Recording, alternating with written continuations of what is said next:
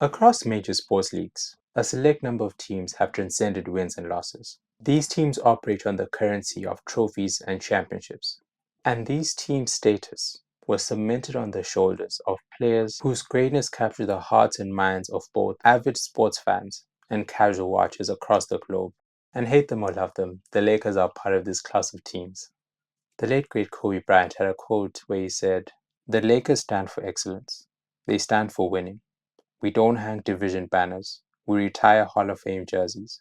Needless to say, the pressure is a little different when you play for the Lakers, because anything but a championship constitutes a failure of a season, and every possession is scrutinized. And star players and role players are obligated to turn into all-stars in front of 20,000 fans every night. This is the context around the 25-26 Lakers. On the surface, this team looks good.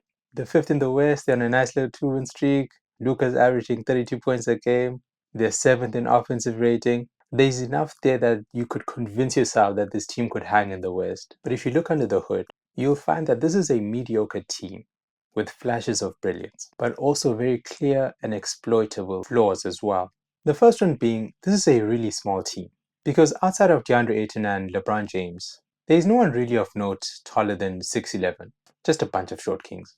And I predict in the playoffs, this team is going to run a lot of small ball five, with LeBron James or Jackson Hayes at the center position. And while these lineups will be efficient to some extent, the prospect of going against Chet, Nikola Jokic, Rudy, Alperen Sengun, without really a recognized center, it just doesn't bode well for this team's chances in the playoffs. And looking at the stats as well, I've noticed that the Lakers are struggling to get field goal attempts at the rim.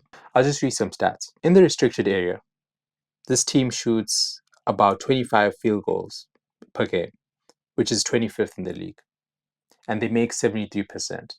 So when they do get to the rim, they make it, but they just don't have enough attempts. And this is indicative of, one, the lack of spacing. As a team, they shoot about 35% from the three. And that lack of spacing means that teams are more comfortable sagging off perimeter shooters and clogging the paint. And secondly, this team also has a really bad habit of being static and being too slow, leading to an over-reliance on isolation from Luka, and some statistics that highlight or illustrate this team's languidness on offense is this team is 26th in passes in the league. They're dead last in miles covered on the court, and they're 29th in field goal attempts. Data or statistics match the eye test, because watching the Lakers play, not in the past two games, but more generally, is really tough because they look very lethargic on the court next to teams which are younger, which have a higher pace. But there has been one shining light for this team, and that has been Luke Kennard.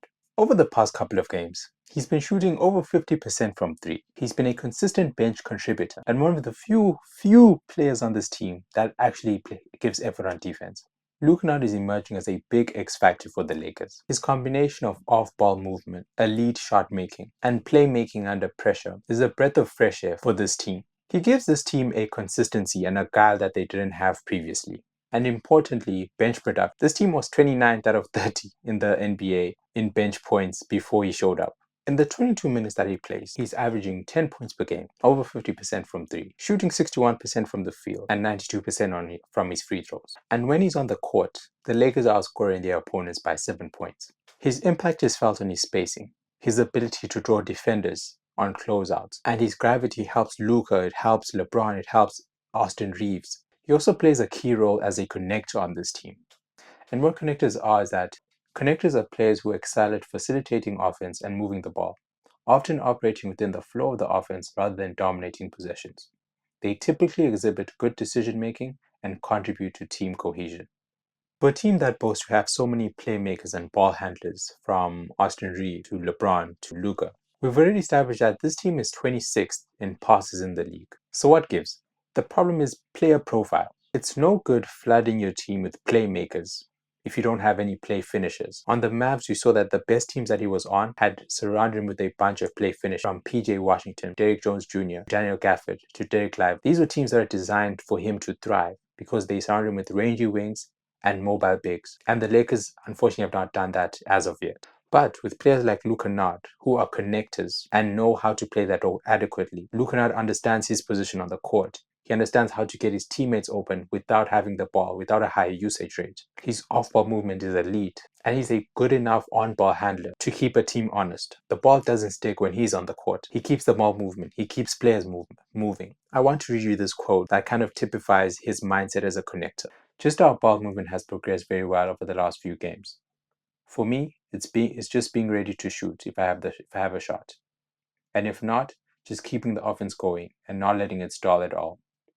Whether that's me driving to the paint looking for another shot or kicking it out, just creating opportunities and advantages any chance we can. It's something that I feel I've fit in pretty well so far, and I'm excited to see where we can keep going and grow together as a group. But it's been a lot of fun. I love that quote because it is literally what you want from a role player. It's what you want from a connector on the team. It's what you want out of someone playing with Luka Doncic. He understands that the ball doesn't have to stick. You need to keep the ball movement.